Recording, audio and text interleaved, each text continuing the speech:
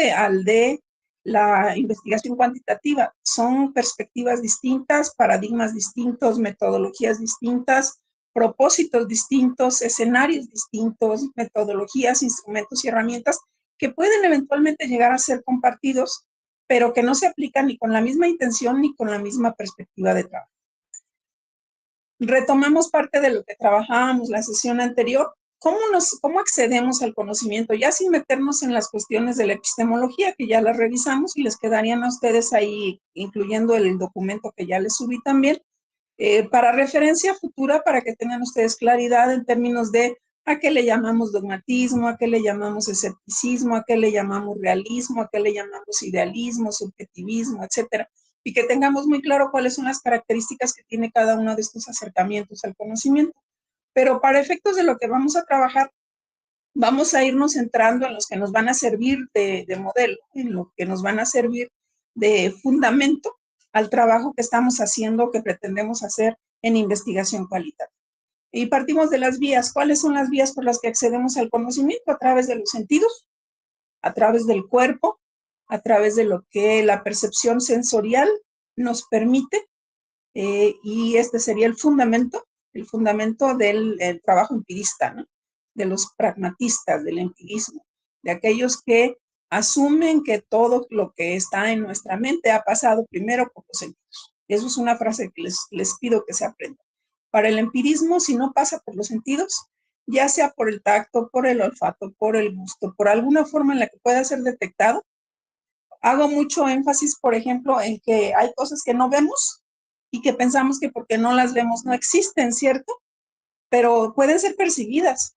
Y el ejemplo más claro que tenemos de eso es el electromagnetismo o el magnetismo propiamente. Hace 300 años, a pesar de que existían sus efectos y eran visibles sus efectos, es decir, los magnetos siempre han atraído al fierro, no se sabía por qué, no se explicaban por qué, porque no había una fuerza que los conectara, no había una manera visible en la que se conectaran, y sin embargo, ya con herramientas más recientes, con instrumentos de medición más recientes, ya podemos medir, ya podemos percibir cómo es un campo magnético. Si ustedes hicieron en la secundaria, recordarán que hacíamos con limadura de hierro, poníamos un imán, un papelito encima, y la limadura de hierro encima del papel, y claramente se identificaban las líneas que correspondían al campo magnético. Entonces, esa es una manera de percibirlo, aunque lo percibamos de una manera no directa, es decir, no se ve el campo magnético, pero sí podemos percibirlo a través de las limaduras de hierro que adquieren su forma, ¿no?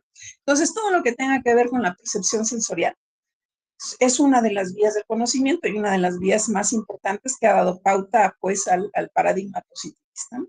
La otra vía al conocimiento es aquella cognitiva, conceptual, que asume que tenemos estructuras a priori, conceptos a priori que existen por el solo hecho de ser nosotros humanos, de tener la estructura, la conformación neuronal, la conformación cerebral que tenemos, que existen ya conceptos y características y capacidades que están dentro de nuestra mente, y a partir de ellos que nosotros adquirimos el conocimiento mediante el procesamiento y mediante la ejecución de diferentes formas de operaciones cognitivas. La memoria, el pensamiento, la razón, la comparación, la clasificación, la deducción, todas estas capacidades y operaciones que realizamos, algunas de ellas ejecutivas, que tienen que ver con cómo procesamos los conceptos en nuestra mente. Y la tercera, a la que también habíamos hecho mención la semana pasada, que es la intuitiva. Y la definíamos tan sencillamente como que es aquello que sé, pero no sé cómo lo sé. Esas intuiciones, esas percepciones, esos 20 que nos caen de pronto de que comprendemos algo, de que sabemos algo, pero no ha mediado un proceso. En los dos anteriores, media un proceso ya sea sensorial y eventualmente cognitivo también, o sea meramente conceptual a través del procesamiento mental, media un proceso para que entre un concepto o varios conceptos generemos un conocimiento. En el conocimiento intuitivo no. La vía de conocimiento intuitivo es una vía directa, es una vía que no tiene procesamiento previo. ¿Cuáles son estos diferentes procesos que hacemos para acercarnos al conocimiento? ¿Cómo generamos el conocimiento?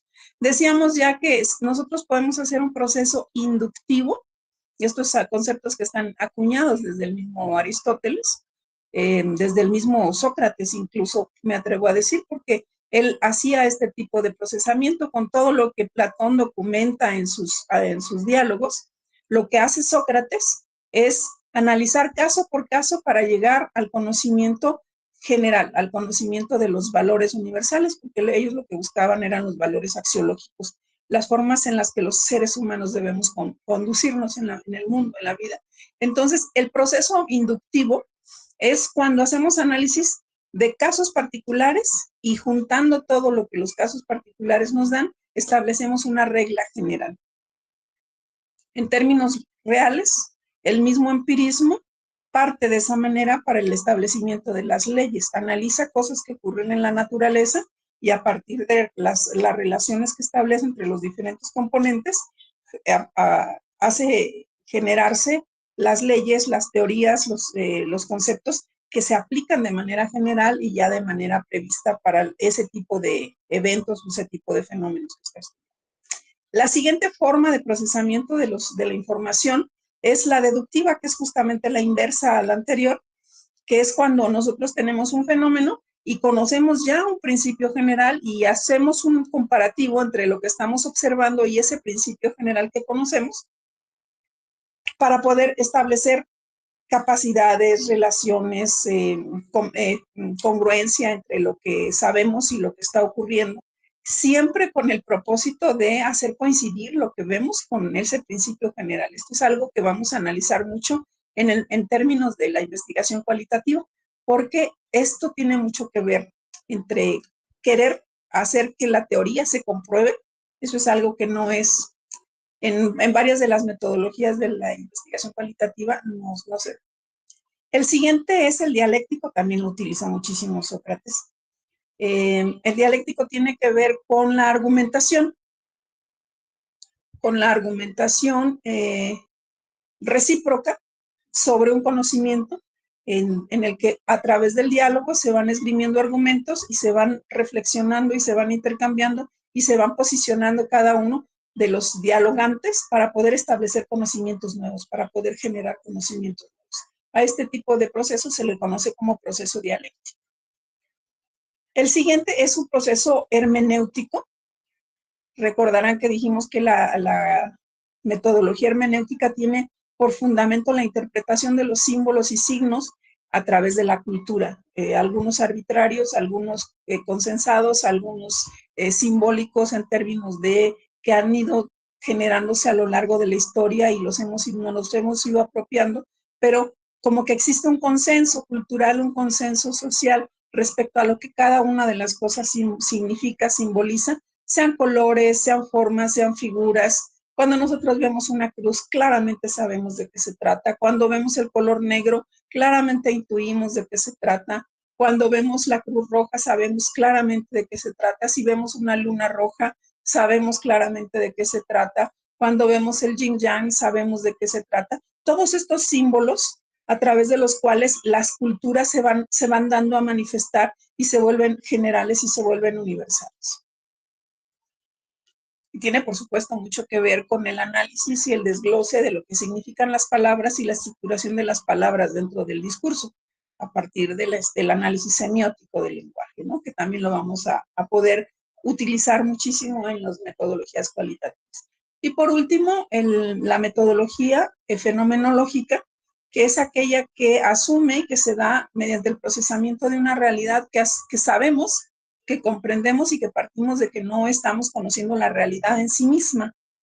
Es decir, sabemos que lo que nosotros percibimos de la realidad es solamente una manifestación fenoménica, es una manifestación a través de la cual yo conozco una parte de la objetividad, una parte del objeto que estoy conociendo, pero me queda claro que no lo conozco todo ni lo conozco desde todos los puntos de vista, ¿no?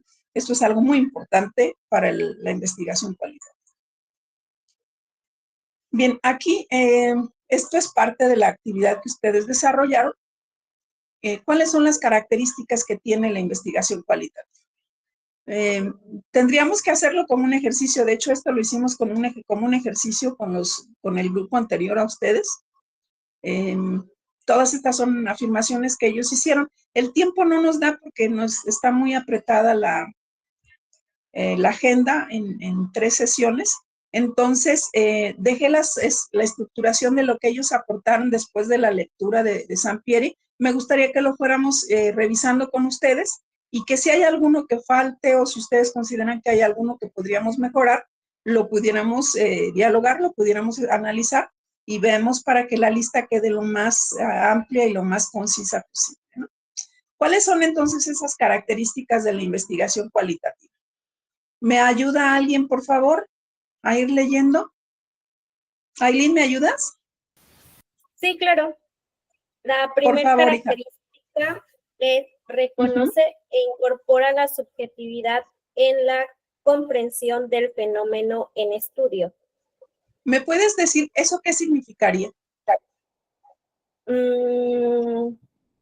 Pues que incorporaríamos o bueno, conoceríamos todavía más a fondo lo que estamos estudiando. No, no significa eso. ¿Qué nos ayuda? ¿Norma?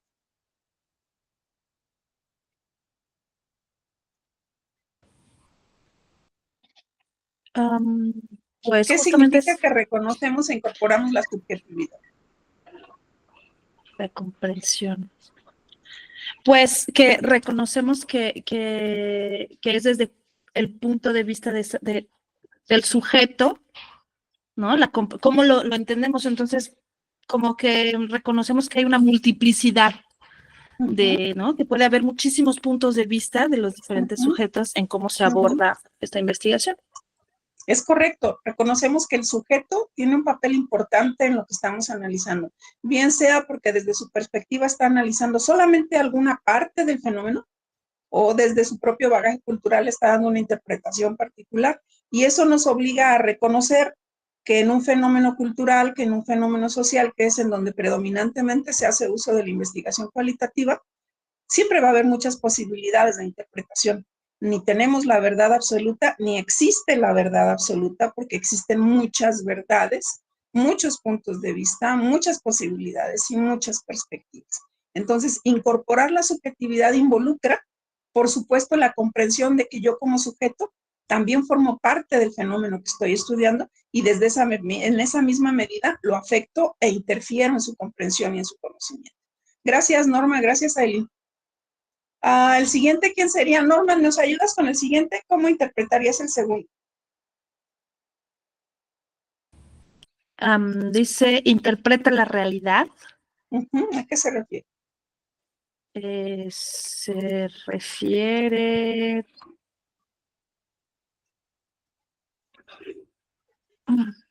Pues, no sé, como que recopila varias cosas del exterior y las interpreta. ¿Es eso? Como que les da no sé, como una coherencia, las organiza o... Es correcto, Norma. El énfasis está en la palabra interpretar, que a diferencia de la investigación cuantitativa, la cuantitativa no interpreta. La cuantitativa mide, pronostica, establece leyes, controla. En las características de la investigación cualitativa, la interpretación es uno de sus rasgos fundamentales.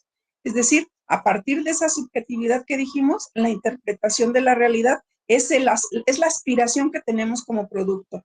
Recuerden que tenemos unos propósitos específicos cuando hacemos investigación cualitativa y no tiene nada que ver con medir, con pronosticar, con establecer leyes, con establecer teorías. Tiene que ver con la comprensión y la interpretación de los fenómenos que estamos analizando.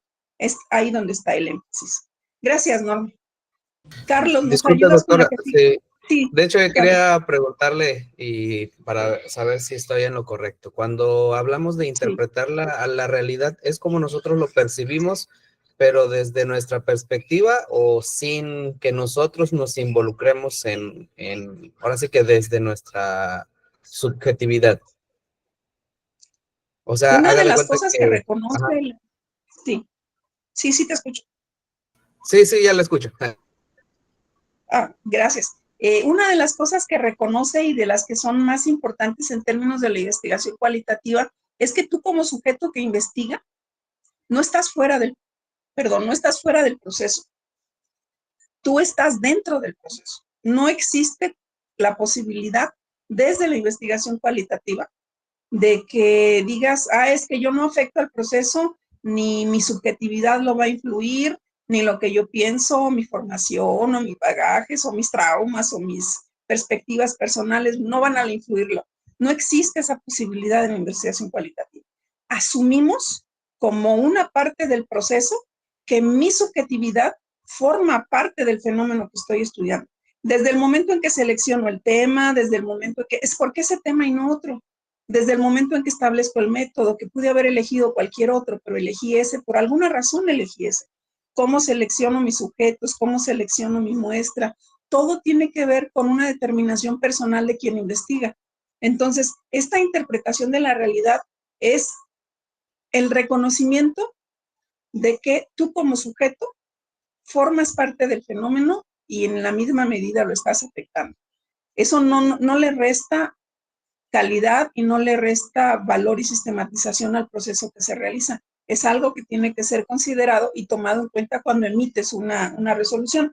Cuando emites una resolución respecto al fenómeno que estás estudiando, no lo haces como lo hace la investigación cuantitativa.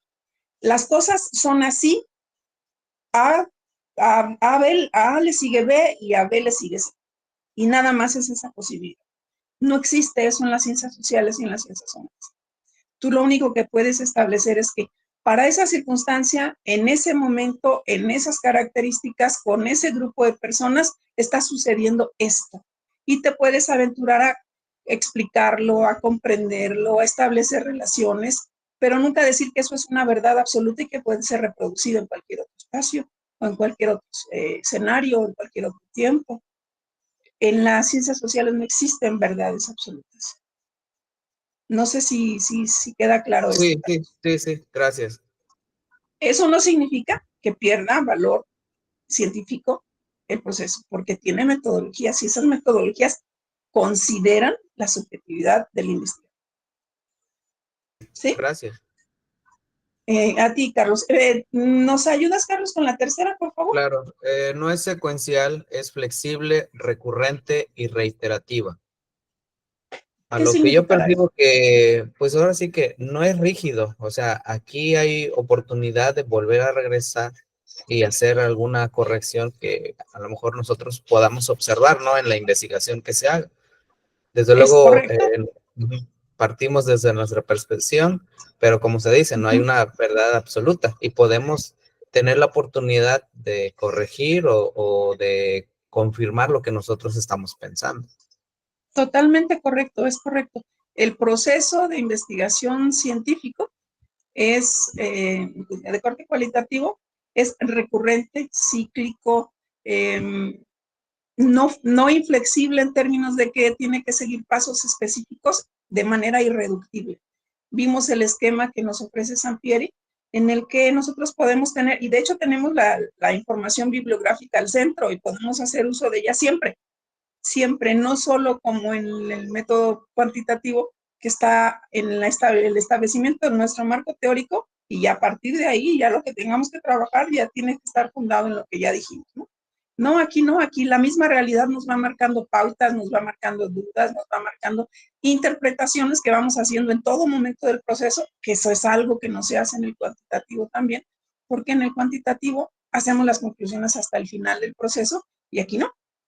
Por eso es secuencial, es decir, sí tiene una secuencia, pero es flexible esta secuencia, es recurrente, es rizomática, es reiterativa, podemos hacer cada paso tantas veces como la misma realidad nos lo necesite, nos lo plantee. Gracias, Carlos. ¿Quién más nos ayuda? ¿Emanuel? ¿Sí estás por aquí, Emanuel? Claro, sí, aquí estoy. Gracias. Sí, la siguiente en azul es, ¿hay mayor implicación entre el fenómeno y los sujetos de estudio? ¿Qué significará eso?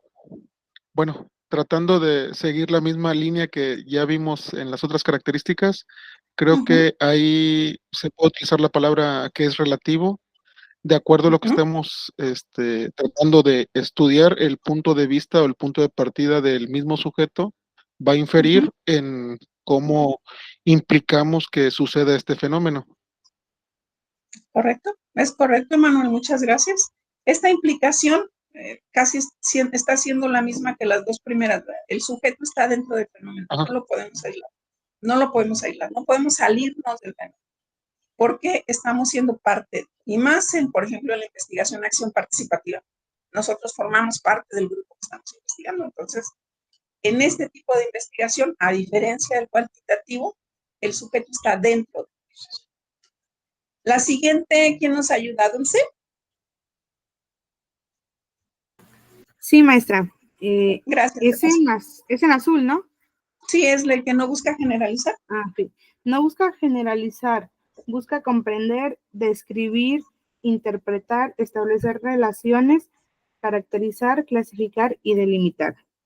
Es correcto. ¿Cómo lo interpretas? ¿Cómo me lo Bueno, dices en tus propias palabras? Así sí.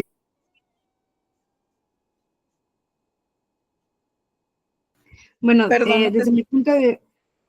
¿Me sí, oye? adelante. Sí, ya, Desde mi punto de vista, siento que es más con el hecho de la experiencia que tenemos como personas al hecho de seguir una secuencia que ya está marcada, ¿no? Es como la experiencia que vamos obteniendo y de partir de ahí para poder generar nuestro punto de vista. Es más que eso, Dulce. Es mucho más que eso. Bianca, ¿nos puedes ayudar en la interpretación?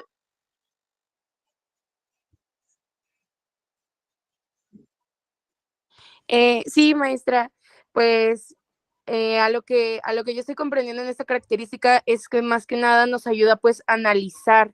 Para mí la investigación cualitativa pues es todo el entorno del contexto. Entonces, si nosotros observamos, analizamos, comprendemos, interpretamos lo que es el contexto, pues claramente podemos delimitar lo que son las relaciones que pues podemos caracterizar y de ahí mismo clasificar.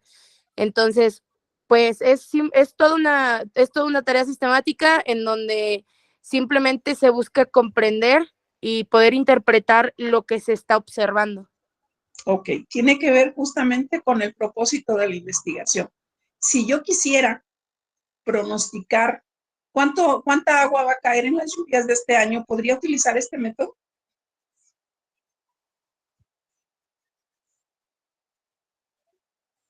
O si quisiera pronosticar cuántos niños van a nacer el próximo año. No se puede. Claro que no, claro que no. No, porque si quisiera no busca... saber cuánta gasolina tiene que llevar un cohete para que alcance a salir de la órbita terrestre, ¿puedo utilizar este método? No. Para nada. Claro que no. Claro que no. Porque no busco establecer leyes, no busco pronosticar, no busco Sería la controlar, no cuantitativa, busco ¿no? medir. Eso sería el cuantitativo, cualquiera de los cuantitativos. Entonces, lo que busca la investigación cualitativa es estrictamente comprender, describir, interpretar, establecer relaciones entre conceptos, caracterizar, clasificar, delimitar el fenómeno que vamos a estudiar. Pero no busca generalizarlo. También lo dije hace un instante.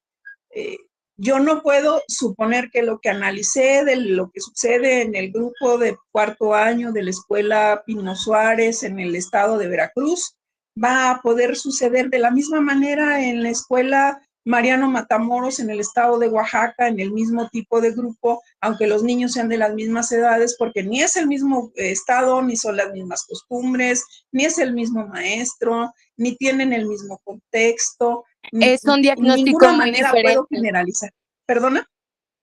Es un diagnóstico muy diferente. No puede, o sea, le estoy dando la razón porque pues claramente cada una tiene su contexto y se desarrolla pues con diferentes costumbres, ideologías, formas de establecer pues las leyes en cada una de esas escuelas. Entonces se realiza un diagnóstico y claramente las respuestas van a ser diferentes para cada uno. Así es. Entonces, en una investigación cualitativa jamás voy a poder tener el propósito de establecer una ley general. No puedo decir, pues voy a medir el rendimiento que tienen mis niños y les doy de desayunar todos los días y voy a establecer que si les doy 100 mililitros de leche todos los días, van a sacar todos los días y eso lo van a ocurrir si lo aplico en todas las escuelas del país. No, Imposible. Eso no es posible a través de una investigación cualitativa. No busca la generalización, no busca el pronóstico, no busca el control, no busca el establecimiento de leyes generales. Muchas gracias, Bianca, muy amable. La que sigue, ¿quién me ayuda? Ya repetimos ciclo. Repetimos otra vez, ¿quién empieza?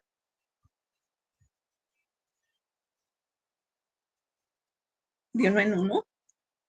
O yo les digo.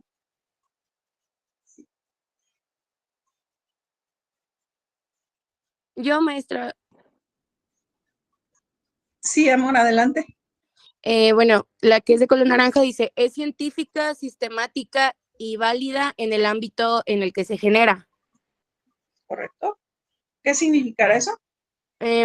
Bueno, pues si se supone que dice sobre lo sistemático, pues me imagino yo que es por un tipo de investigación que analiza pues la evolución de la definición, los objetos, los métodos de estudio que se están viendo en un tema determinado.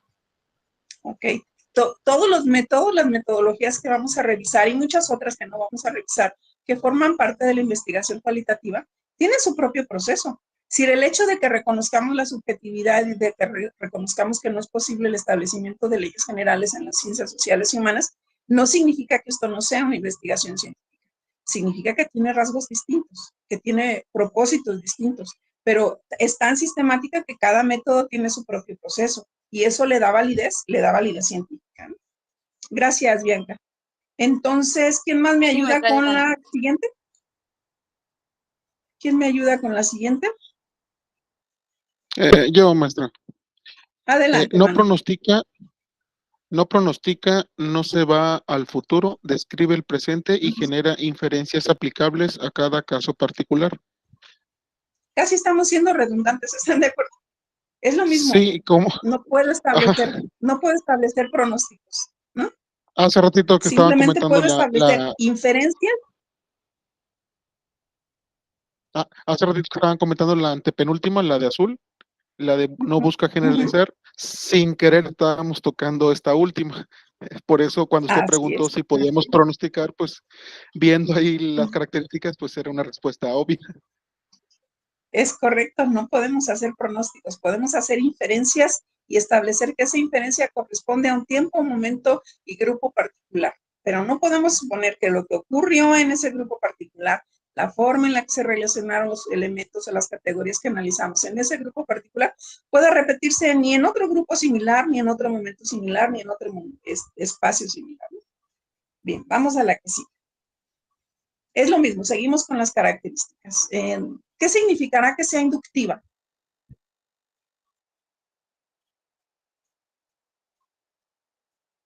¿Se acuerdan los métodos? Los vimos en la segunda diapositiva.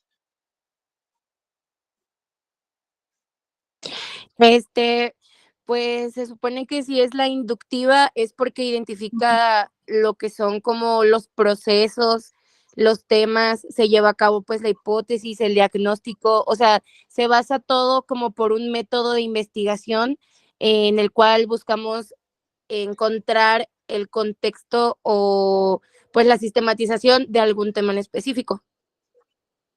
Es uno de los diferentes procesos por los que accedemos al conocimiento. ¿Qué dice que es? ¿La primera? De lo particular a lo general. Vamos de lo particular a lo general. Yo quiero saber qué tiene que ver la estatura de las personas que están en mi escuela con su estado de salud, por ejemplo. ¿Okay? Entonces voy a medir a todos y cada uno de los elementos de mi escuela, o voy a poder tomar una muestra eventualmente, y a partir de esa muestra, de las mediciones que yo saco de 100 personas de 1000, por ejemplo, yo establezco una correlación con algún concepto. Voy haciendo análisis de casos particulares y trato de encontrar elementos generales. En eso consiste el método inductivo, que es diferente al deductivo, que es diferente al dialéctico, que es diferente al hermenéutico y que es diferente al fenomenológico.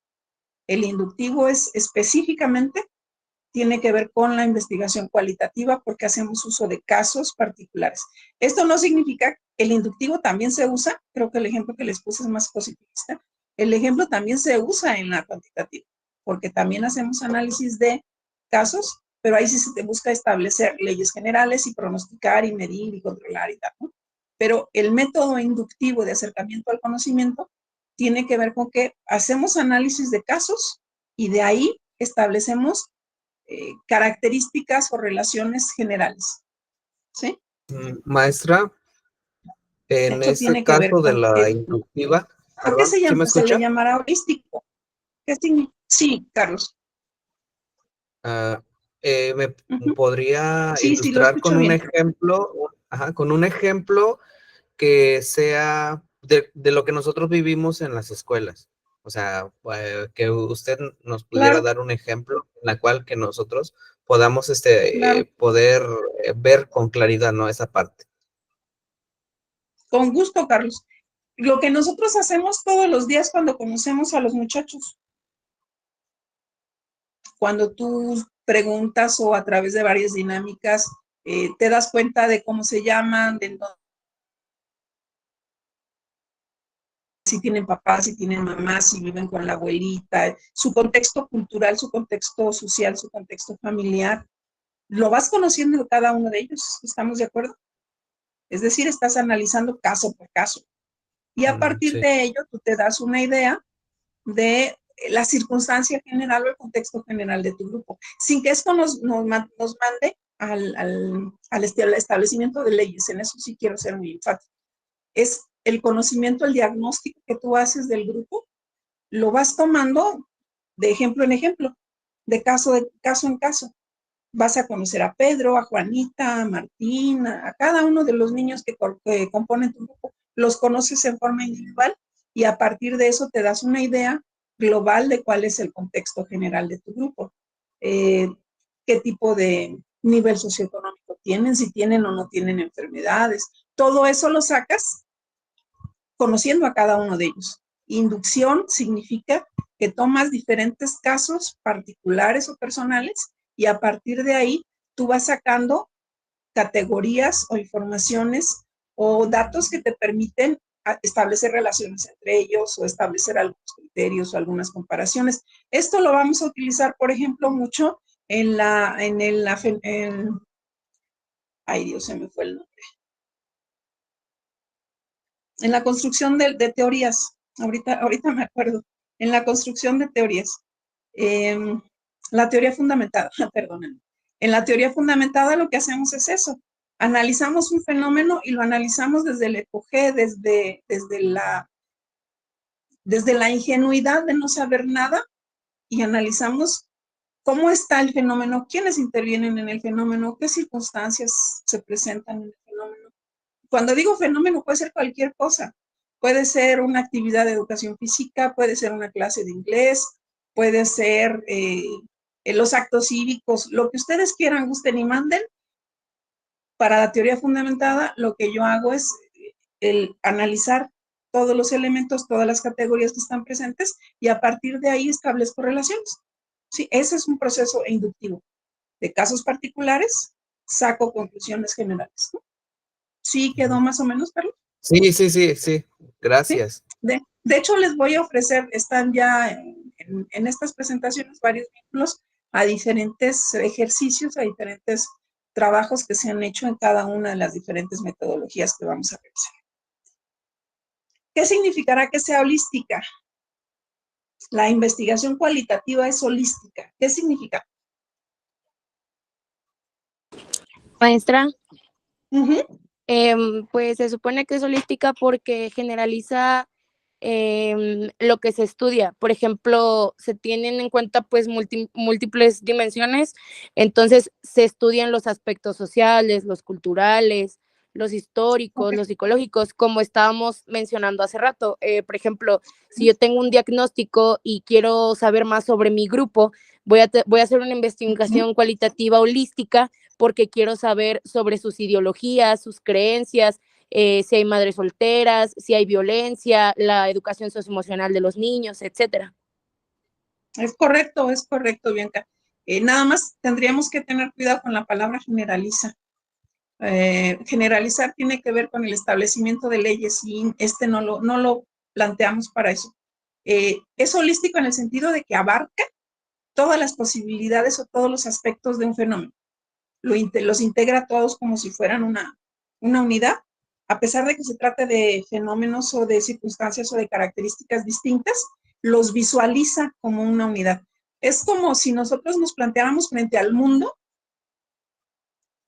percibir al mundo de manera holística, es saber que existimos nosotros como seres humanos, que existe vida natural, recursos naturales, que existen vidas animales, que existen ciclos, que existen procesos. Entonces, cuando yo veo al mundo considerando todos estos elementos y todos estos factores, lo estoy percibiendo de forma holística, incluyendo, por ejemplo, el ámbito espiritual, ¿no? El ámbito espiritual de la conexión con la Pachamama y todo esto. Estoy haciendo una perspectiva holística, porque estoy integrando todas las posibles perspectivas desde donde se puede analizar el fenómeno.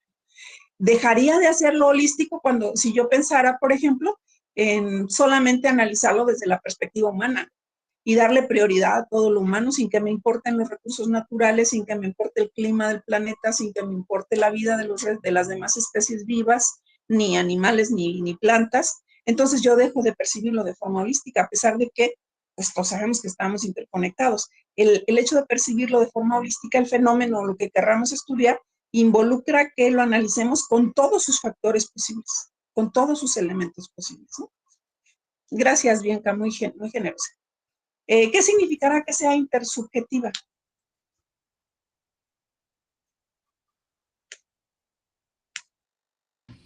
Pues la intersubjetividad es como esa conexión que se establece con otra persona, ¿no? Con un grupo, con el grupo de personas con las que ahí se va haciendo como la construcción de ese conocimiento al que queremos llegar. Norma.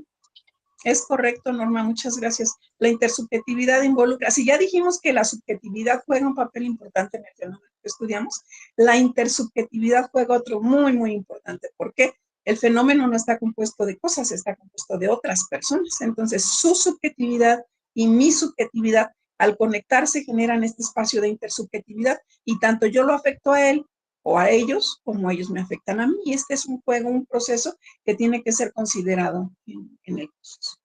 ¿Qué significará que sea contextual? Emanuel, ¿nos ayudas? Sí, claro. Contextual, pues tendría la referencia del contexto, el contexto donde se está desarrollando el fenómeno que estamos analizando, y de ahí pues creo que viene de la mano con la subjetividad de que veamos en ese contexto. Es correcto, Emanuel, muchas en gracias. El entorno. Contextual. Es correcto, contextual tiene justamente esa perspectiva. Diría Semmelman que todos los seres humanos somos seres históricos, historizados e historizantes. ¿Qué significa eso? Somos históricos porque estamos en un espacio, un tiempo, un lugar y un espacio específico con ciertas características que no se parece a ningún otro espacio. Es decir, lo que yo vivo en la ciudad, aquí en Morelia o en la Ciudad de México, en donde ustedes estén, es único e irrepetible porque a pesar de que fuéramos similares, no nos vamos a parecer jamás. Mi contexto es particular. Somos historizados porque nos ha formado la historia y la historia a través de la cultura. Y somos historizantes porque lo que nosotros hacemos, la forma en la que interactuamos con los otros, con los fenómenos, con la forma en la que reproducimos, diría Bourdieu, nuestros hábitos, transforma también al contexto. Por eso modificamos nosotros también al contexto, que esto es algo que también nos ha platicado Vygotsky desde hace 100 años, ¿no? Somos históricos, somos historizados y somos historizantes. Esta es la teoría de Semmelman. ¿Qué significará que es fenoménica, que no prejuicia, que solo interpreta? Pues casi ya lo dijimos también, ¿no? Tiene que ver con lo que dijimos antes. Fenoménico tiene que ver con esto que decíamos que no conocemos, asumimos que dentro del conocimiento cualitativo no podemos conocer la realidad como la realidad es. Y tal vez un ejemplo burdo pueda ser el hecho de los colores. Nosotros percibimos los colores E incluso ahorita en la física hay un diálogo interesante en relación a si el color existe o simplemente es una construcción de la mente humana, ¿no? Los colores no existen. Lo que nosotros percibimos es la reflexión de la luz en un objeto, y cuando cuando la luz se refleja en ese objeto, nuestra retina le asigna a ese rayo de luz un determinado color. Pero tan es subjetivo, tan es no parte del objeto, sino parte de mi percepción, que todos distinguimos colores de manera diferente. Sí les ha tocado ver cuando dicen, oye, este color azul, ¿cuál azul si es verde? No, pues yo lo veo verde, yo lo veo azul. O la gente que tiene los problemas del daltonismo, por ejemplo, ¿no? Que tienen características específicas en su retina que no perciben determinadas ondas de color. Entonces, eso nos vuelve a plantear en el fenómeno de que la percepción de la realidad depende no del objeto en sí mismo, sino de cómo lo percibo yo, de cuáles son mis capacidades, cómo es mi forma de procesar la información. Entonces, a eso se refiere que es fenoménico, el reconocimiento de que el objeto en sí mismo no lo puedo conocer, sino solamente conozco cómo se me presenta a mí y reconozco que en ese sentido no se me presenta a mí igual que se le presenta a los demás. Entonces, dicen, no prejuicia, no podemos llegar a un fenómeno con conceptos preestablecidos. Nosotros llegamos al fenómeno para conocer el fenómeno como se nos presente a nosotros. Luego dice que es valorativa. ¿A qué se referirá que es valorativa?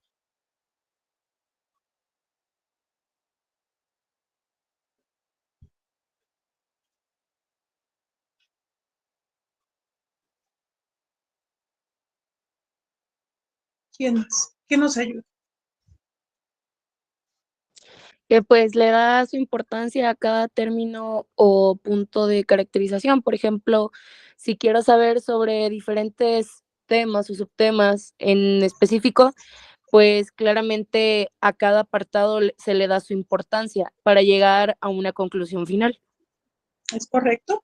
A cada suceso, cada proceso, cada concepto, cada categoría, cada fase, le va otorgando un valor específico, un valor particular. Y esto tiene mucho que ver con eso que decíamos hace rato de que no necesitamos esperarnos a que el proceso se dé completo para empezar a hacerle valoraciones o hacer conclusiones, sino que dentro del mismo proceso nos va dando elementos para poder establecer argumentaciones, valoraciones que nos permiten saber si vamos por el buen camino o nos tenemos que regresar o nos hizo falta alguna información o algo que no contemplamos o un instrumento que no habíamos pensado en utilizar, que tengamos que utilizarlo. Va valorando, va haciendo valoraciones de cada elemento que se va presentando y eso le da pauta para el proceso metacognitivo. ¿A qué se referirá con que es humanista?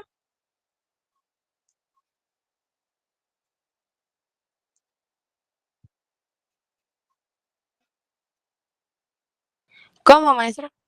Es humanista, dice. ¿A qué se referirá con eso?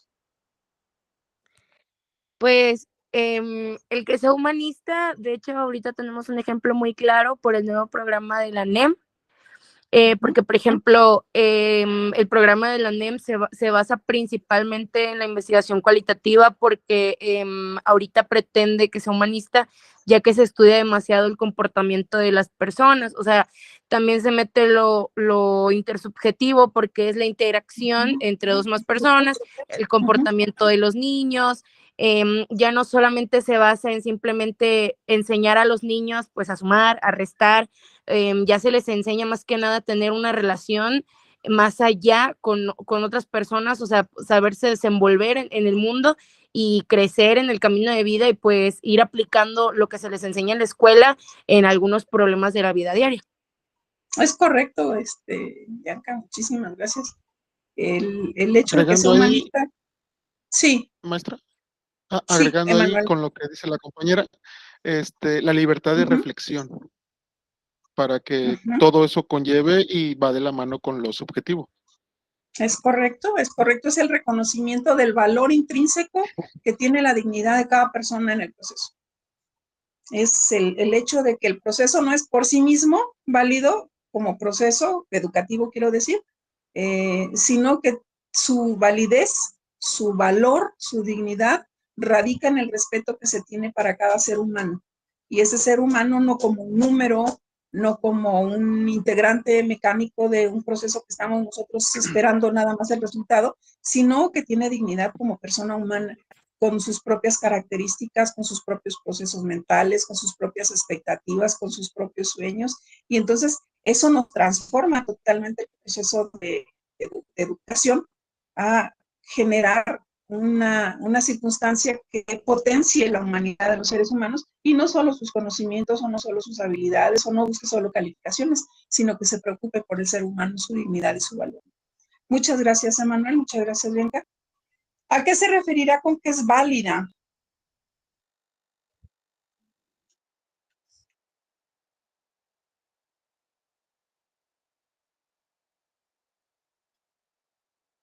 ¿Tendrá el mismo valor que la cuantitativa?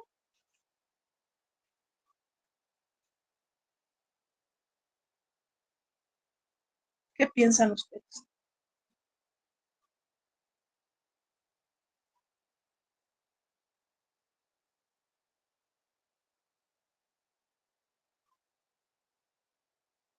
¿O estaríamos trabajando en el vacío si hacemos este tipo de investigación?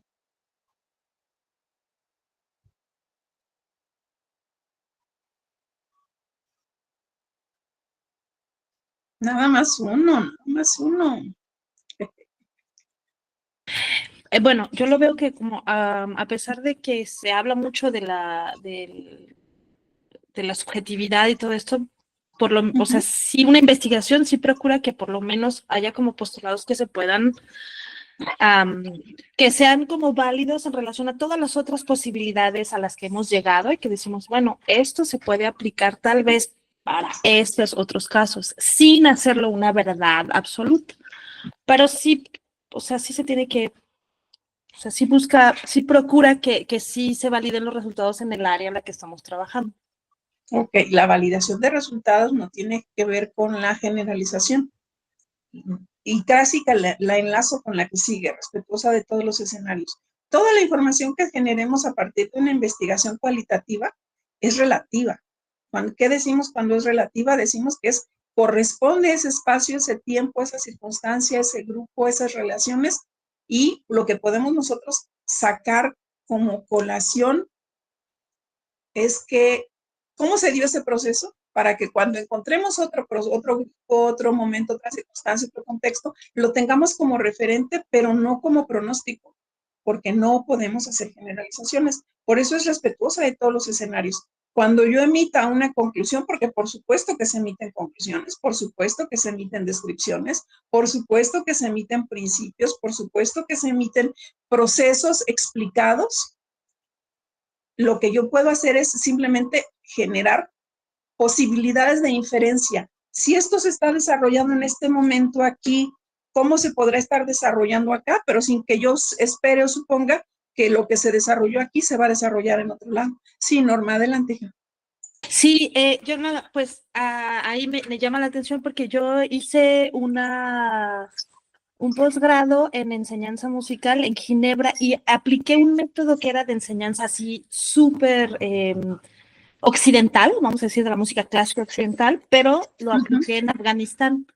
Entonces, que es un contexto totalmente diferente, música diferente, religión diferente, cultura diferente, y entonces ahí, pues sí, eso así me llama, digamos, ¿no? Que tuve que hacer como irlo, o sea, viendo las investigaciones, ¿no? Como una cosa que pasaba en un contexto europeo, acá en este contexto, a lo mejor no pasaba nada de esos escenarios, pero siempre respetando e intentando también, pues, no moldear la realidad para mi investigación, ¿no? O sea, no también como la pregunta ahí sería, Norma, y valiosísimo esto que nos compartes, la pregunta sería si el método que tú aplicaste en el país europeo y el método que aplicaste en el país árabe, ¿consideraban las características personales de los integrantes de los grupos?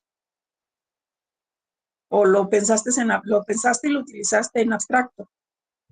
Sí el método este se llama Dalcroze y sí lo piensa porque justamente es un método holístico que es Ujú. adaptable, pero entonces siempre había sido adaptable como a contextos también europeos, pero de diferentes, como, o sea, como a niños de 5 años y a adultos mayores y así. Para Ajá. acá era en otra cultura, o sea, totalmente diferente. Entonces, sí me permitía ese método de enseñanza aplicarlo en otro contexto cultural, Ujú. pero no se había hecho. Ajá, o sea, no, El resultado que tuviste en el país árabe es similar al que tenías en el país europeo. para nada, porque en el país, una de las características principales de este método es que es de música y movimiento. Ujú, Entonces, utiliza mucha expresión corporal. ujú, Y bueno, ahí fue como así lo principal, porque cuando yo lo fui a aplicar cuando yo estuve en Afganistán para hacer esta investigación, pues me di cuenta que la relación que tienen con la expresión corporal es totalmente diferente, ujú, ¿no? ujú. La Entonces, relación con el cuerpo en la totalmente, cultura árabe es así otra es, historia. Ujú, así es. Entonces, a ujú, partir de ahí encontré, bueno, algunas, pues sí, algunas diferencias, pero también, por ejemplo, en relación al baile. ujú. ¿No? Porque se utiliza, entonces ahí fui yo como adaptando, como buscando piezas que se pudieran hacer y adaptando también, o sea, canciones de ahí, utilizando la música de ahí para ver también cómo se podría Correcto. conectar. Pues me das la razón en lo que estás. A pesar de que estabas utilizando un método que era aplicable en otro contexto, tú lo que estás haciendo es tropicalizándolo con los elementos del nuevo contexto, tomando en cuenta los referentes culturales, tomando en cuenta los elementos culturales presentes y posibles en ese espacio y dándole una dirección y obteniendo un resultado distinto. Esto quiere decir que aunque tengamos las mismas conclusiones, aunque pretendamos que esto que estamos nosotros sacando como una intervención o como una conclusión de un proceso de investigación, lo apliquemos en otro espacio, nos queda muy claro que es imposible conseguir tener como expectativa resultados iguales. No es posible. No lo podríamos plantear. Es respetuosa de todos los escenarios en el reconocimiento de que cada escenario es único e irrepetible. Y en ese reconocimiento también de la intersubjetividad, de que un sujeto moldea al otro y se moldean de manera recíproca y el grupo moldea al que investiga y el que investiga moldea al grupo y esta interacción que genera un proceso complejo está presente y no la podemos obviar, no la podemos omitirla. Y bueno, cerramos con que es un arte que tiene apertura y creatividad interpretativa, ¿no? Creo que de las partes más importantes es este reconocimiento de que no tenemos verdades absolutas, de que la intersubjetividad está presente y de que no son resultados que puedan ser reproducibles en otros contextos porque cada uno de los contextos es distinto. ¿Qué es lo que estamos haciendo con la investigación? Gracias, Norma, muy valioso lo que nos compartiste. ¿Qué estamos haciendo con este tipo de investigación? Estamos haciendo lo que se llama investigación de segundo orden.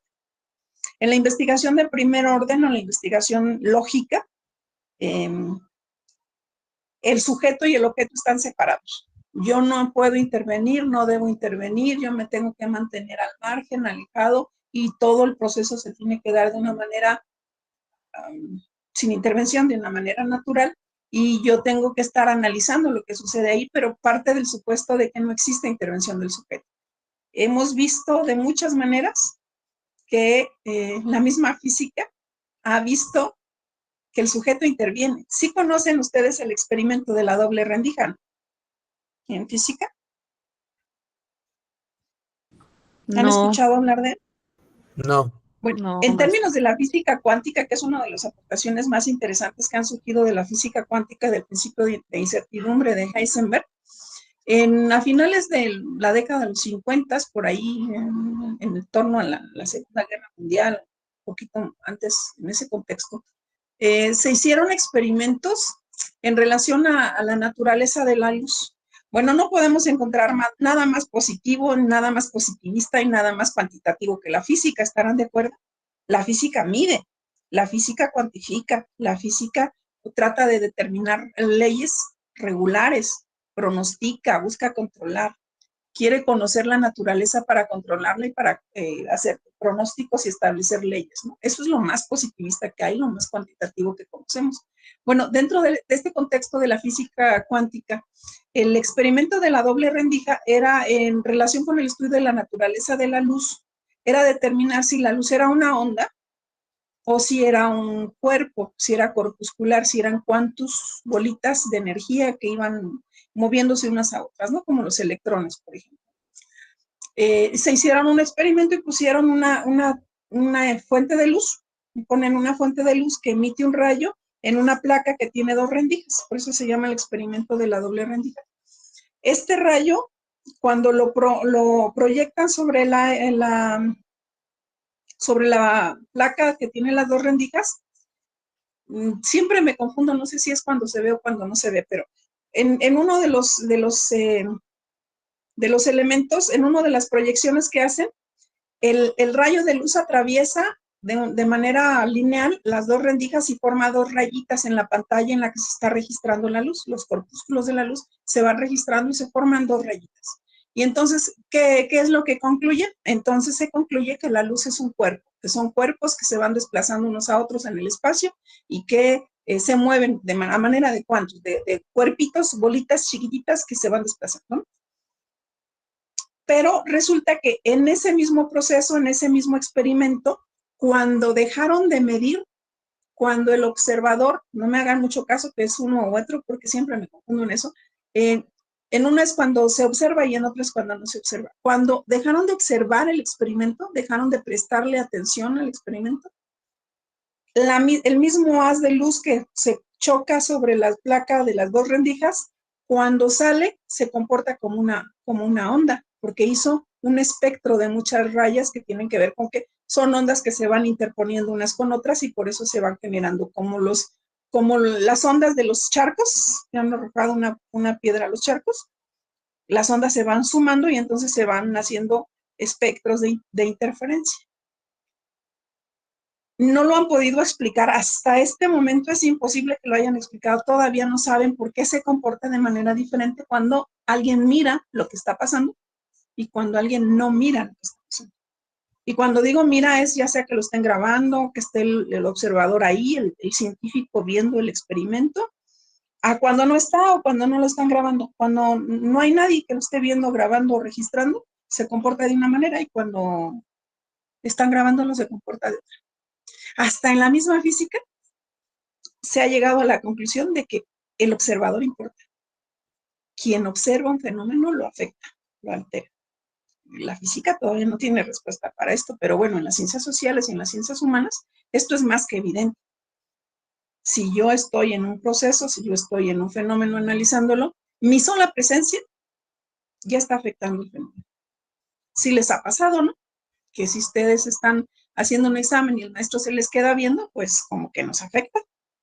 Estoy chiviada, diría, ¿no? Me altera mi proceso el hecho de que alguien me esté mirando. Bueno, pues si lo pongo en esos términos tan coloquiales, en todo proceso, el sujeto interviene en ese proceso. Entonces, cuando hablamos de primer orden es el objeto y el sujeto totalmente separados y en la suposición de que el sujeto no va a influir ni va a afectar al experimento, al proceso o al estudio que se esté realizando. Pero cuando hablamos de epistemologías de segundo orden, estamos hablando de que se reconoce no solamente la complejidad de los procesos, complejidad en este término de holísticos, de que no son procesos que se den de una manera lineal, de una manera de causa-efecto, de manera irrevocable, sino que es muy complejo, son muchas vertientes, muchas posibilidades, muchas aristas. De hecho, complejo quiere decir eso, complejo quiere decir tejido junto, como una red, como una telaraña.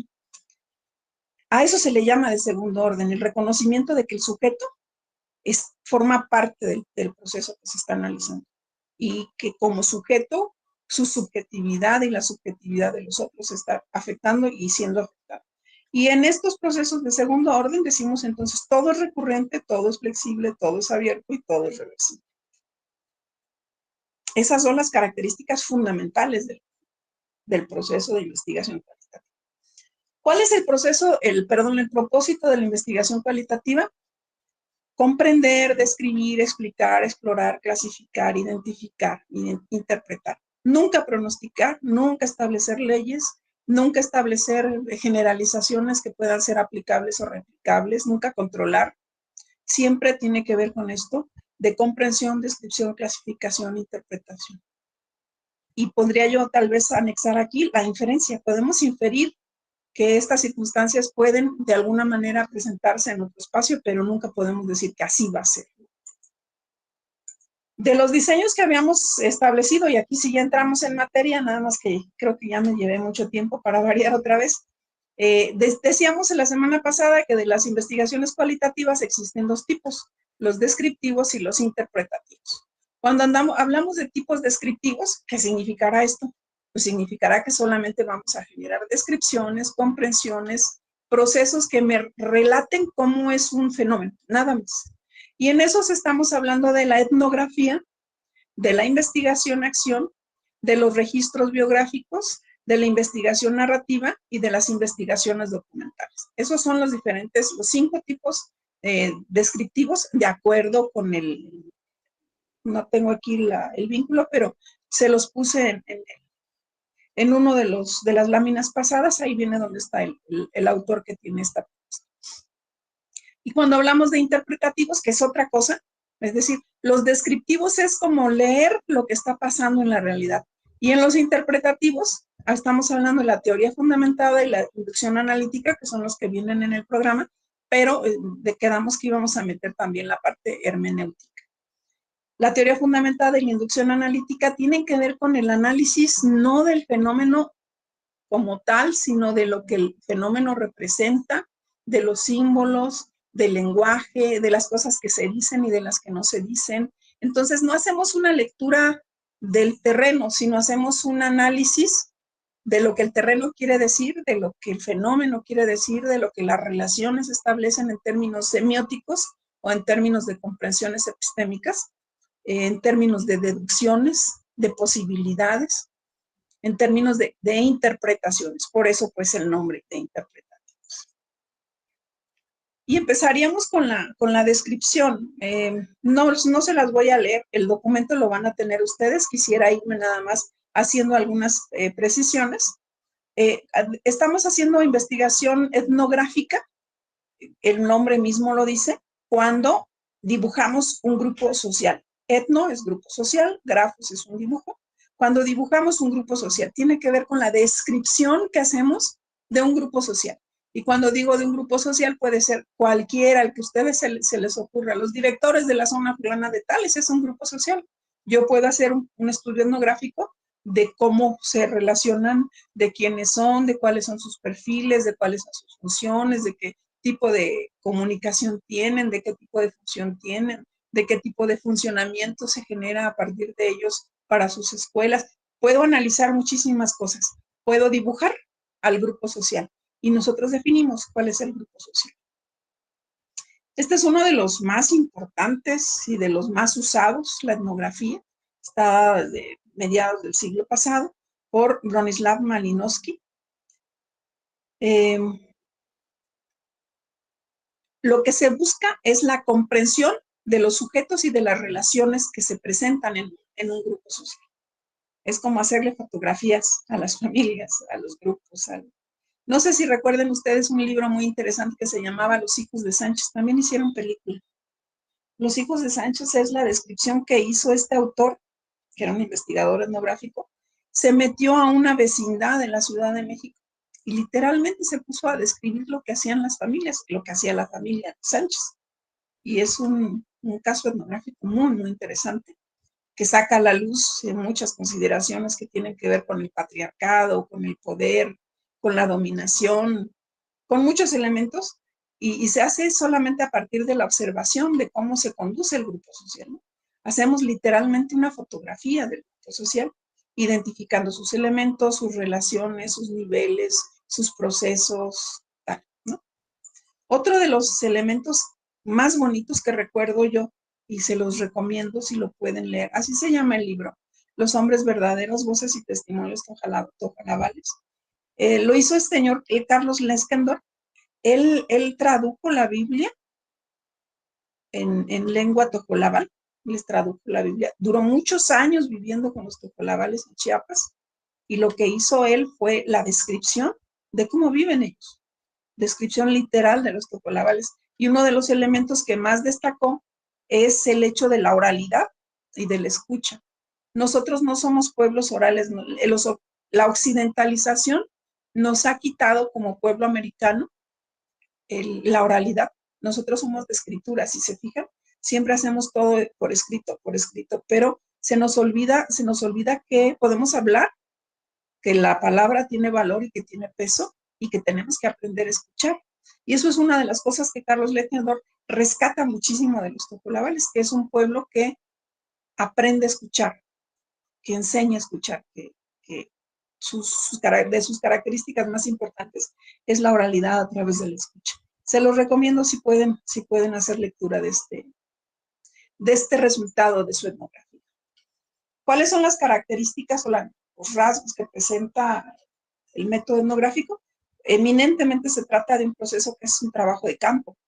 No se hace en escritorio, no se hace en laboratorio, no hay otra manera de hacer etnografía más que meterse al grupo social que vamos a analizar. Es personalizado toda vez que el investigador tiene que estar en el grupo y tiene que tener contacto con los elementos, con los otros sujetos que forman parte del grupo. Es multifactorial porque no puede hacerse nada más con la observación, tiene uno que va a hacerse de muchas herramientas, de muchas observaciones, de muchas posibilidades de análisis, de interpretación, buscar muchas fuentes de información. El uso de los instrumentos es lo que nos ayuda a darle validez a las investigaciones etnográficas. Es un compromiso a largo plazo porque tampoco se da en un año o en 2 años. Carlos Leskendorf estuvo cerca de 20 años entre los titulares. Es inductivo. ¿Qué significa? Que van rescatando elementos particulares y a partir de esos elementos particulares hacen la fotografía general. Es dialógico porque se tiene que hacer a través del diálogo, no hay manera más que platicando con la gente. Que es integral porque es una imagen general, es una imagen que contempla todas las posibilidades y todos los elementos que contiene el grupo social. En estos elementos les dejo varios ejemplos de investigaciones etnográficas. Ya cuando bajen ustedes la información, aquí van a poder ustedes revisar varios ejemplos de etnografía. La investigación-acción. ¿En qué consiste la investigación-acción? Esta investigación tiene como característica diferente a la etnografía, no solamente que también es inmersiva, es decir, también el investigador está dentro del grupo, sino que aquí el investigador es parte del grupo, no solo está dentro del grupo, no solo se sienta y se pone a platicar como investigador, como sería en la etnografía, platica con las personas desde su posición de investigador hasta hacia la posición de grupos y de familia y de actividades cotidianas de ellos. No, en la investigación-acción, el investigador se mete a las actividades con ellos, forma parte del grupo. Si es un grupo de campesinos, pues se pone a sembrar. Si es un grupo de maestros, pues es maestro y da clases. Si es un grupo de directores, pues forma parte de ese grupo de directores. Entonces, es un elemento que es un elemento más del proceso. Hay varios autores muy interesantes dentro de la investigación-acción. Por eso se llama investigación-acción, porque quien investiga está trabajando dentro. No solo investigando, o sea, la investigación está, el registro etnográfico está, las bitácoras están, las entrevistas están, pero todo eso se da en el contexto de que el docente o el investigador, cuando estamos hablando de investigación educativa, el docente, el investigador está como parte del grupo haciendo lo mismo que hacen todos los demás del grupo. En la etnografía no se da ese caso. Existen 2 tipos de investigación-acción, la práctica y la participativa. La práctica hace las prácticas locales del grupo, involucra indagación individual o en equipo, se centra en el desarrollo y aprendizaje de los participantes, implementa planes de acción que les permitan resolver problemas o introducir mejoras o generar cambios, y el liderazgo lo ejerce conjuntamente el investigador con los miembros del grupo. Si se dan cuenta, forma parte del grupo y genera propuestas del grupo para mejorar problemas del grupo. No busca solo conocerlo, busca ayudarles a transformar su dinámica. Y en la investigación participativa, el papel del investigador se vuelve más proactiva y más, le llaman emancipadora, obviamente, porque las propuestas que se generan no tienen que ver con que mientras esté ahí el investigador o mientras se dé ese proceso, los problemas se resuelvan, sino que se les da las herramientas a las comunidades, a los grupos, para que ellos mismos con posterioridad sean capaces de generar soluciones nuevas y soluciones permanentes, soluciones a las problemáticas que se les vayan presentando. Los más connotados investigadores que proponen esto es Kurt Lewin, al quien se le conoce como padre de la investigación-acción, y innova este término en 1944 y lo entiende como un proceso participativo en el que todos, de manera horizontal, forman parte de la toma de decisiones. Pablo Freire, desde la intervención que hace Pablo Freire para la transformación y la educación liberadora, está haciendo investigación-acción participativa.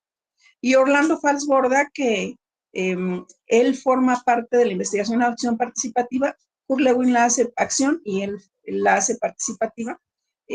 Hizo trabajo en Colombia con las comunidades agrarias y genera esta noción de la transformación permanente y del empoderamiento de la gente, ¿no? ¿Cuáles son los pasos del proceso de investigación-acción? Pues obviamente se hace detección y diagnóstico, se elaboran proyectos de intervención, todo esto se hace con la gente y desde la gente. Se hace la implementación y valoración de los resultados, lo que se determinó que se iba a hacer, si vamos a hacer actividades para que no se muera el lago de Pátzcuaro, se implementan las medidas que se hayan determinado y luego se hace retroalimentación y se vuelve a generar todo el proceso. Y dado que es una investigación cualitativa, un proceso de corte cualitativo, todo esto se puede repetir y se pueden regresar al momento que quieran. A lo mejor dentro de la implementación dicen, no, este proyecto nos hace falta que hagamos algo más y se regresan a elaborar nuevos proyectos de intervención y es un proceso vivo, ¿no? Aquí les dejo varios ejemplos de investigación-acción y de investigación-acción participativa en diferentes áreas de la.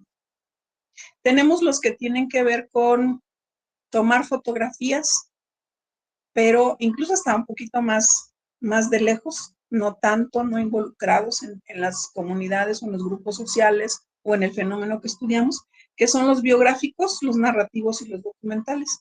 Estos generalmente se hacen para identificar procesos históricos, para identificar elementos que resulten valiosos para la cultura y si son biográficos o pueden ser autobiográficos o son narrativos, describen de manera literaria lo que se quiere destacar de las personas o de las comunidades. Y los documentales tienen tal vez con propósitos biográficos o narrativos, pero tienen casi siempre una intencionalidad histórica para recuperar elementos culturales o elementos históricos de las comunidades.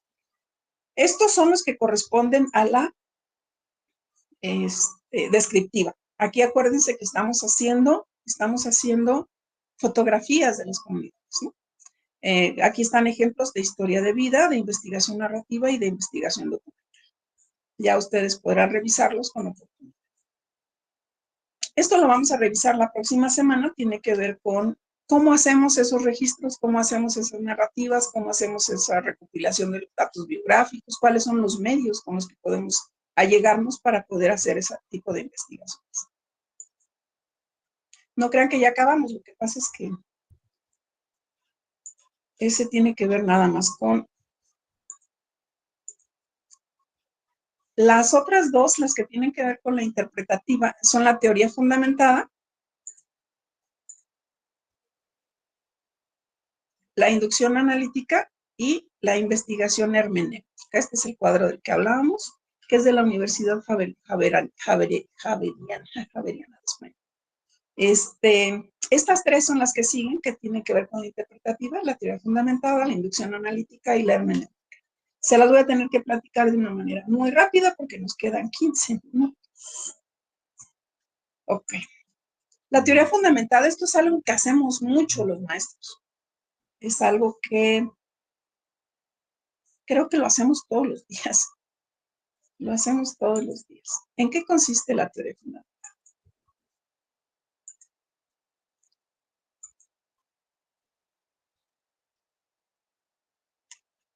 Primero parte del reconocimiento de la caracterización fenomenológica de la realidad. Esto nuevamente, insistimos que significa fenomenológica, que asumo que no la puedo conocer como la realidad es, sino como yo soy desde mi propia perspectiva y como a mí se me presenta. Entonces, lo que intenta la teoría fundamentada es, sin prejuicios, sin concepciones previas, sin elaboraciones teóricas, acercarse a una realidad. Voy a llegar a un grupo de niños, me voy a acercar a ese grupo de niños y voy a analizar ese grupo de niños, voy a conocer ese grupo de niños y a partir de lo que veo, de cómo veo que se relacionan, de qué dicen, de cómo visten, de qué comen, de todo lo que ocurra dentro del espacio del aula, voy a ir estableciendo categorías que puedan resultar significativas. Y a partir de esas categorías, yo voy a establecer relaciones entre esas categorías y voy a ver si unas tienen que ver con otras, si unas dependen de otras, si unas favorecen o no favorecen a otras. Voy a ver cómo se conducen no las personas, sino las categorías y los conceptos que surgieron de la observación de las personas y a partir de ahí voy a generar teoría, voy a generar descripciones, voy a generar principios, voy a generar posibilidades de comprensión y de inferencia de lo que pueda tener el grupo, de lo que pueda ser el grupo. Por eso se llama teoría fundamentada, porque genera teoría, no parte de la teoría. En los métodos positivistas, en el método deductivo, nosotros partimos de la teoría y aplicamos la teoría a la realidad para, desde la teoría, comprender lo que está pasando. Este es el proceso totalmente inverso. Este es el proceso de creación de la teoría, ¿no? Varias definiciones. La teoría fundamentada es un procedimiento sistemático, cualitativo, que se utiliza para generar una teoría que explica en un nivel conceptual amplio un proceso, acción o interpretación de cualquier tema sustantivo. Aquí está la fuente, es un video. Un método de investigación cualitativa que utiliza un conjunto sistemático de procedimientos para desarrollar una teoría que se fundamenta en lo que se observa inductivamente del fenómeno. Entonces, decimos que la teoría fundamentada es el estudio de la realidad de forma inductiva. Regreso nuevamente a la definición de inductiva. A partir de los elementos particulares voy generando la comprensión de las categorías presentes para generar conceptos y para establecer cómo esos conceptos y categorías están relacionados entre sí. Y eso no termina con la descripción, termina con la formulación de. ¿Cuál es el objetivo de la teoría fundamentada? Destacar el conjunto de categorías y conceptos que emergen de manera espontánea en el fenómeno para encontrar sus regularidades y explicaciones. Pretende llegar al desarrollo de una teoría a partir de la observación de la realidad y del análisis de los datos que de ella surgen. Recuerden que es fenomenológica, que es ingenua, no llegamos con teorías. Observamos la realidad tal como está. No pretende describir la realidad, sino comprender un concepto o un problema en particular de los que aparecen de manera espontánea dentro del fenómeno. Y opera de manera inductiva, es decir, parte del estudio de individualidades para encontrar regularidades que puedan generalizables en la teoría. Nuevamente establecemos la diferencia entre la deducción, que surge de teorías preexistentes, que son aplicadas a un fenómeno en particular para generar conclusiones que tienen que ver con la ratificación de lo que la teoría dice. Esto es muy importante porque en la siguiente metodología es justamente lo contrario. Cuando yo hago procesos deductivos, desde la teoría analizo el fenómeno y saco conclusiones que me ayuden a validar lo que la teoría dice. En este caso no, para la teoría fundamentada es exactamente al revés. Parto de un fenómeno al que me acerco de manera ingenua, encuentro las categorías y los elementos que tienen que ver con el fenómeno, conceptualizo y a partir de las relaciones que establezco de esos elementos o de esas conceptualizaciones o de esas categorías que establezco, genero teorías que expliquen de qué manera uno de los fenómenos que me interesó, de todos los que hayan surgido, se comporta o puede darme luz sobre otras, la comprensión de otras cosas. ¿Cuál es la metodología? ¿En qué consiste la metodología? ¿Cuáles son sus características? Busca conocer interacciones de los elementos actores. Es un interaccionismo, por lo que se opone al determinismo. No plantea determinaciones posteriores. Se enfoca en el cambio y reconoce la subjetividad de los actores como elementos de importancia en la ocurrencia del fenómeno, pero también y sobre todo en su comprensión. Es cualitativa, no cuantifica. Es una forma de conocer la realidad y comprender la estructuración explicando lo que ocurre. Por su naturaleza es ideal para temas que no han sido explicados con anterioridad o que son tan complejos que no se pueden simplificar. Aquí particularmente las cosas que sean como fenómenos emergentes tendrían que ser abordadas desde aquí, porque si no hubiera teoría que explicara algo, tendríamos que partir de la teoría fundamentada para poder comprender qué es lo que está pasando. ¿De dónde sacamos los datos? De observación directa, de entrevistas, de documentos históricos, de diarios de campo, de autobiografías, de biografías, de grabaciones.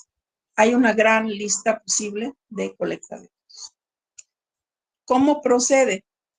Procede de la observación, el registro, la conceptualización, la categorización y la teorización. Pero recuerden que siendo un fenómeno, una investigación cualitativa, estos elementos pueden ser recurribles, pueden ser recursados. Hay 10 pasos, el autor, se lo señalo al final, el autor propone 10 pasos para realizar la teoría fundamental. La primera es observación, recolección y análisis. Recuerden que el análisis está presente en todo el proceso, no analizamos hasta el fin.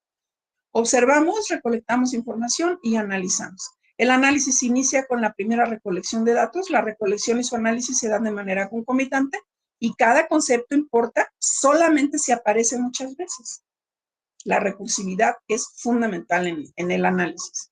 Después se establecen unidades básicas de análisis. A partir de los conceptos que surjan, se trabajan los conceptos como unidades básicas. Por decir, violencia, por decir familias funcionales, familias disfuncionales, por decir timidez, extroversión, todos los conceptos que surjan del conocimiento, de la identificación de los elementos que están en un grupo, los vamos clasificando y los vamos categorizando. Establecemos categorías en función de esos conceptos. Las categorías son muchos conceptos agrupados que tienen que ver. Son una agrupación de distintos conceptos, da paso a las categorías que los identifican. Y estas categorías se van haciendo cada vez más abstractas, es decir, pueden tener diferentes niveles de abstracción o de capacidad explicativa. Las diferentes categorías, se busca cuáles son las relaciones que existen entre ellas y si los conceptos tienen o no capacidad de autoexplicación o de explicación a partir de sus rasgos comunes o del tipo de relaciones que establecen entre ellos. Se establecen teorías, se interrelacionan categorías identificando regularidades e interacciones a partir de la cual se construyen las teorías y surgen teorías nuevas. Se seleccionan muestras en las que se vayan a identificar nuevamente estos conceptos. Aquí es enfático que las representaciones o las recurrencias se buscan en los conceptos y no en las personas. Y se determinan las interrelaciones que están entre los diferentes elementos o diferentes categorías, entre sus propiedades, las dimensiones, las variaciones o la muestra. Se analiza, se buscan regularidades, es decir, cuáles están presentes, cómo se presentan, de qué tipo de relación se establece, qué tan frecuentes son, etc. Se establecen los eventos secuenciales, si hay interacciones sucesivas, si hay intencionales, si son espontáneas, si surgen de la realidad o solo las genera el mismo objeto. Esta es una recomendación que hacen, que es escribir notas siempre desde el momento mismo que se está iniciando la investigación, escribir todo lo que vaya surgiendo, no dejarlo a la mente, sino escribir y generar preguntas a partir de todo lo que vaya apareciendo. Aquí les pongo algunos software que se utilizan para el análisis de las categorizaciones. Es el Atlas T y el Quali, el Nodis. Son softwares a los que alimentamos las categorías y los conceptos que aparecen, y estos softwares nos establecen cuáles son las relaciones entre cada una de esas categorías, entre cada uno de esos conceptos, y nos generan las categorías. Se plantean las hipótesis. La hipotetización tiene que ver con la explicación causal o la explicación referencial de las interacciones entre las categorías. Y se determinan cuáles son los procesos, los elementos estructurales sobre los que se puede abordar y sobre los que se puede hablar de la teoría. Y finalmente se codifica la teoría. No es algo que hagamos de manera, ¿cómo les digo? De manera intencionada para generar teorías, pero si ustedes se fijan, todo eso que aparece lo hacemos de manera cotidiana. Todo lo hacemos todos los días con los chicos. Y generamos explicaciones, generamos por qué se está dando esto, por qué dijo eso este niño, por qué está comportándose de esta manera. Eso es algo que hacemos tan en lo corto. Esta es una manera distinta de decir lo mismo, es otro autor. Aquí tienen la fuente, también es otro video. No se los platico, pero ustedes lo van a poder analizar. Es otra manera de decir lo mismo. En este caso son 7 pasos el que está planteando este autor. Para que les quede más comprensible. Las ventajas es que se eliminan los prejuicios teóricos. Al no llegar con una teoría preestablecida, yo llego a la realidad con una mirada ingenua. Se abordan realidades nuevas, es decir, me da oportunidad para trabajar fenómenos de los que no se ha trabajado, de los que no se han teorizado. Es holística, considera todos los elementos presentes y es rica conceptualmente porque somos nosotros mismos quienes generamos la conceptualización al analizar las categorías y los conceptos presentes. Pero también tiene desventajas. No podemos establecer un tiempo. Puede perder la solidez si no somos sistemáticos. Se puede dispersar y requiere de mucha concentración con ese propósito. Y aquí tienen ustedes las fuentes de las que me valí para esa información. Se nos fue la hora, ya se nos fue el tiempo, pero me falta todavía esta. La inducción analítica. Nada más les platico de la inducción analítica, que tiene exactamente el sentido opuesto de la deducción. Así como dijimos que de los principios generales en la deducción, yo me acerco a la realidad para validar esas teorías, esos principios, esas leyes. En la inducción analítica lo que busco es justamente lo contrario, encontrar elementos en los que esa ley no se aplique. Y eso es muy interesante, es muy interesante. Este es el procedimiento que se sigue. Este es el autor, Snianeski, es un polaco. No me da tiempo de revisarlo, vamos a tener que revisarlo en la siguiente sesión porque ya es la hora, pero les voy a subir el material para que ustedes lo vayan procesando. La inducción analítica se llama, induce porque hace uso de los principios, de los elementos que encuentra para no validar una teoría. Eso es muy importante. Entonces lo que quiere es la falsación, se conoce como falsación de la teoría.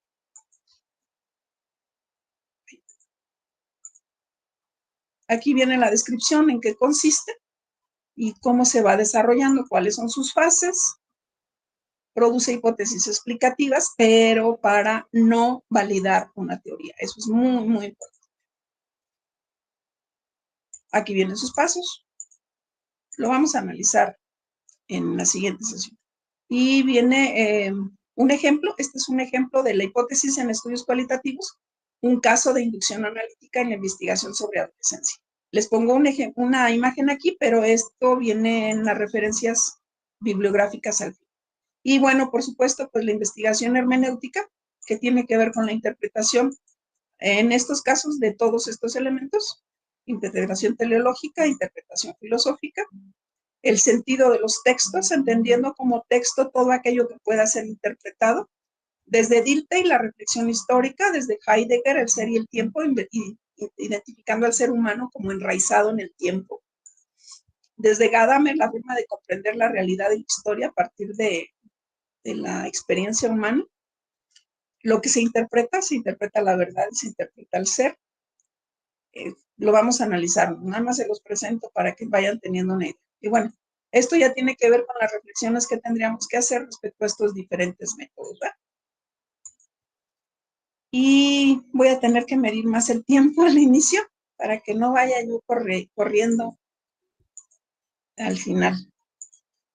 Todo esto se lo subo al final. Y bueno, sí, enfatizar un poquito, tal vez con esto me quisiera quedar, que dentro de la hermenéutica, la interpretación más importante y más valiosa que podemos hacer tiene que ver con interpretarnos a nosotros mismos, con nuestro autoconocimiento. Y desde ese autoconocimiento saber qué de mi subjetividad está puesto en lo que estoy diciendo de la realidad, en la forma en la que interpreto la realidad, en la forma en la que la describo. Dice Sigmund Freud que cuando acusamos a alguien, cuando no nos gusta algo de alguien, lo que estamos haciendo es proyectar lo que nosotros somos. Entonces, habría como que darle mucho peso a esta parte de conocernos a nosotros mismos. También una recomendación del oráculo de Delfos. Hombre, conócete a ti mismo. Y bueno, lo que sigue, la siguiente sesión, es la fuentes de colecta de datos. Y estas las vamos a analizar y vamos a tener ejemplos y vamos a tener algunos manuales que les voy a poner, no para que los revisemos en este momento, sino para que los tengan cuando ustedes tengan la necesidad de hacer alguno de estos, que tengan fuentes referenciales de donde puedan echar mano para saber cómo hacer. Y cerramos con eso. Perdónenme la premura del final. Si alguien tiene alguna duda, alguna pregunta, ya pueden despertar. Perdón. Sí sé que me fui muy rápido, demasiado rápido. Karina. Hola, Karina. No te habíamos visto, Karina. Hola, maestra, buenas noches. Hola, mi hermosa, bienvenida. Mira, los Gracias, varones ya maestra. nos abandonaron. Ah, no, sí, Carlitos sí está. Aquí Ya se estamos fue, todavía. Sí, perdónenme, sé que no es pedagógico lo que hice, necesito medir más mis tiempos, como que estoy acostumbrada a las 2 horas, mil disculpas. ¿Preguntas? Y terminamos el análisis de estas para la siguiente sesión, que sería nuestra última sesión. No les voy a dejar tarea, ya con que revisen la información que van en las diapositivas, se las voy a subir al ratito. Bueno, mañana, porque ya es noche. Se las subo mañana. Ya ustedes las van revisando, vienen los vínculos de muchas informaciones y de muchos ejemplos. Y en el grupo pasado les puse muchos libros, no sé si sea útil, pero como para la idea de que tengan ustedes esas fuentes referenciales, igual se los podría poner, pero no con la idea de que los revisen ahorita, sino de que armen su biblioteca, porque eventualmente, si bien en la maestría entiendo que hay muchas formas de titularse, me parece que incluso existe la forma de titularse por publicación de artículos. A lo mejor no van a tener la necesidad de elaborar una tesis, pero sí sería muy importante que profesionalmente tuvieran los elementos cómo hacer una investigación. Les decía yo la semana pasada que uno de los propósitos que nos hemos planteado como institución tiene que ver con que la investigación no sea solo un proceso administrativo como para sacar el grado, sino como que tengamos las herramientas, porque de verdad que todo esto lo hacemos todos los días en el aula y no nos hemos dado cuenta. Y de eso que vivimos en el aula y de eso que podemos ir documentando de lo que hacemos cotidianamente, nos pueden salir artículos y esos artículos nos pueden servir para promociones, para tener más puntajes, para ser considerados en diferentes espacios laborales, no sé, para 1000 cosas en lo profesional y sobre todo para fortalecer nuestra propia práctica educativa. Entonces, como darle ese enfoque, a lo mejor no hago tesis, pero esto que aprendo, esto de entrada, reconocer que no existe una verdad, que yo no voy a poder decir es que lo que yo digo es lo único cierto. Pues no, reconocer que la subjetividad del otro también cuenta. Creo que hasta en la vida familiar nos puede servir, hasta en las relaciones humanas con los colegas, de que a veces nos amachamos en que nosotros somos los que tenemos la verdad absoluta, y no es cierto. Reconocer que los otros también tienen su propia perspectiva, que tienen sus propias historias y que esas historias son totalmente válidas y legítimas, igual que las nuestras, ¿no? tal vez desde esa perspectiva esto nos pueda servir muchísimo más, ¿no? ¿Preguntas, corazones? ¿O nos despedimos? Karina, no seas malita, no te presentaste la sesión pasada, ¿cierto? O corrígeme, por favor, hermosa. Sí, es que como salí a Pachuca, tuve que asistir y de hecho hoy otra vez por lo de una Ok. documentación y de hecho dije, ay, me voy a conectar ahorita que llegue. Y sí, Excelente, una mi amor, disculpa, excelente. pero sí, ya No, aquí no, no, vamos no a te estar. disculpes, al contrario, para eso están grabadas las sesiones, porque entendemos que no siempre se puede uno conectar, pero siempre tendría uno que revisar el video para Sí, poder sí, darse cuenta maestra. de qué se trabajó y cómo trabajamos. ¿Te Sí, quieres muchas presentar, gracias, bonita, maestra. para que tus compañeros te conozcan? Sí, me Por llamo favor. Karina Yuneri Romero Hernández y soy de aquí de Huejutla de Reyes Hidalgo, tengo 23 años y pues acabo de egresar de la Normal de las Huastecas. ¿Todavía no tienes grupo, hermosa? ¿Mande? ¿Todavía no tienes grupo? Sí, ¿Ya estás ya laborando? estoy en eso, ya ando en ese proceso ahorita. ¿Para primaria? Ajá, para primaria. Excelente, felicidades. Ojalá Muchas pronto te tomen en gracias. cuenta. Pues Muchas un gracias, placer maestra. conocerte, Bonita Cari. noche. Gracias igualmente, Muy maestra. buenas noches a todos, amores. Perdónenme la premura y perdónenme que ya les robé 10 minutos de su tiempo. Es un placer platicar con ustedes. Muchas gracias por la generosidad de sus comentarios. La próxima sesión es más ligerita porque nos vamos a retomar esto que nos faltó ahorita, pero ya la elaboración de los instrumentos, la diferenciación de los diferentes instrumentos es muy, muy fácil. Ya nos tocará la posibilidad de platicar un poco más. Que Dios los bendiga, que tengan un maravilloso fin de semana. Hasta luego. Buenas noches. Gracias, Adiós, hasta luego. maestra, Aileen, igualmente. preciosa. Gracias, Buenas bonita. Bendiciones. noches, Gracias. gracias. Gracias, Aileen. Gracias. Que tengan una maravillosa noche, mis amores.